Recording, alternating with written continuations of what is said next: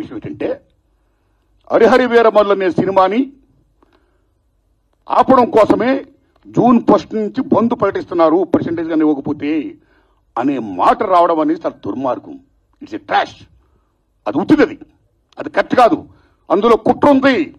ఆ కుట్రదారులు ఎవరు తెలుసుకోవాలి అని స్వయంగా పవన్ కళ్యాణ్ గారు ఆఫీస్ నుంచి రావడం అనేది, స్వయంగా సినిమాటోగ్రఫీ మంత్రి దుర్గేష్ గారు మాట్లాడడం అనేది కరెక్ట్ కాదు.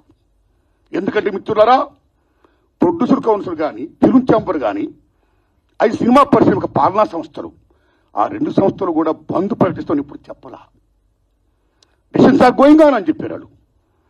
దట్ ఇంకో విషయం చెప్తున్నా మీకు, బంద్ అనేది ప్రజాస్వామ్యంలో ఒక బ్రహ్మాస్త్రం. ఎవరైనా బంద్ ప్రకటించే ముందు సినిమా ఇండస్ట్రీలో అకార్డింగ్ టు నామ్స్ 3 వారాల ముందుగా తెలియపరచాలి. ఇదిగో పలానా ఇష్యూ మీద మేము ఫైట్ చేస్తున్నాం, అది ఇంకా కొలిక్కి రాలేదు కాబట్టి మేము బంద్ ప్రకటించబోతున్నాం అనే విషయాన్ని నిర్మాతలకు 3 వారాల ముందు తెలియపరచాలి. This is norms, it's a preamble.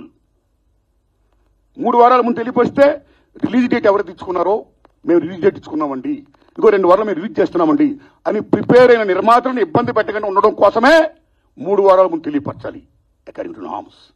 So June 1 bandh ప్రకటిస్తే ఒకవేళ జూన్ 12 అంటే 2 వారాలు కూడా కాదు కదా. ఏ రకంగా మీకు హరిహర వీరమల్లుకి అది వర్తింపు చేస్తుందండి? అది కరెక్ట్ కాదు. పవన్ కళ్యాణ్ గారి మీద ఎవరైనా కుట్రపడతారు. తెలుగు చలనచిత్ర పరిశ్రమలో విశ్వవిఖ్యాత నట సార్వభౌమ ఎన్టీ రామారావు గారు, భారతదేశంలో ఎన్టీఆర్ మన తెలుగు జాతిని ఖ్యాతిని చేసిన మహనీయుడు.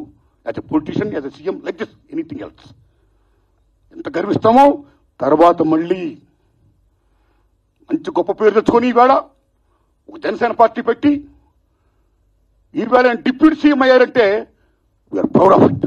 మన తెలుగు చిత్ర పరిశ్రమ మొత్తం అంత గర్విస్తున్నది. Hats off to Pavan Kalyan garu. ఆయన సేవలను గుర్తించుకోవాలి. చంద్రబాబు నాయుడు గారికి సెల్యూట్. మేము పవన్ కళ్యాణ్ గారిని ఏ రకంగా దుర్మానం కాము, కానీ పవన్ కళ్యాణ్ గారు ఆఫీస్ ఆ రకంగా కరెక్ట్ కాదు రావడం.